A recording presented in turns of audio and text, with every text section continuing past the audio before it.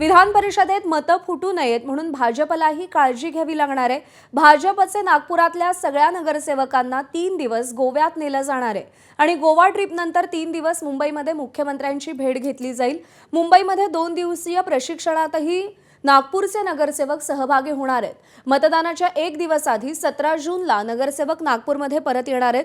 सहलीसाठी नगरसेवकांकडून सहकार्य रक्कम घेण्यात आल्याची देखील माहिती मिळतेय। महापौर, उपमहापौर, स्थायी समिती सभापतींना प्रवासातून वगळलं गेलेलं आहे। रजत वशिष्ठ आपले प्रतिनिधी आपल्याला अधिक अपडेट देतील। रजत, नागपूरमध्ये काँग्रेसच्या अतुल लोंढेंचं आव्हान आहे आणि त्या आव्हानाला सामोरं जात असताना भाजपला कशा पद्धतीने काळजी घ्यावी लागते?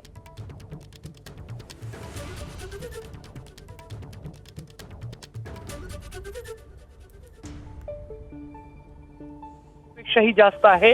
मात्र निवडणुकीमध्ये कुठलीही रिस्क घ्यायची नाही आणि भाजपनं टार्गेट ठेवलेलं आहे की आपला जो एकंदरीत मतदान आहे त्यापेक्षा जास्त मतदान घ्यायचं, आपला एकही मतदान फुटता कामा नये। अशामुळे खबरदारीचा उपाय म्हणून भाजपने ही नीती आखलेली आहे आणि सर्व नगरसेवक जे आहेत ते उद्या रेल्वेने मुंबईला रवाना होणार आहे आणि तिथून गोव्यापर्यंतचा प्रवास जे आहे या नगरसेवकांचा राहणार आहे।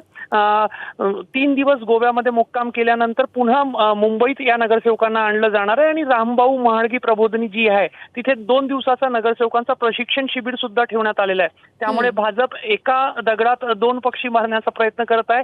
एका बाजूला नगरसेवकांना गोव्याला नेऊन मतदान फुटणार नाही याची काळजी घेतली जात आहे आणि जे पक्षाचे नियमित प्रशिक्षण कार्यक्रम आहे ते सुद्धा या प्रवासाच्या दरम्यान राबवले जाणार आहे। त्यामुळे कुठेतरी भाजप एक असं चित्र निर्माण करण्याचा प्रयत्न करत आहे की नगरसेवकांचा प्रशिक्षणासाठी हा संपूर्ण आयोजन जो आहे तो करण्यात आलेला आहे। मात्र त्यामागे विधान परिषद निवडणुकीची रणनीती जी आहे ती एक मुख्य कारण आहे।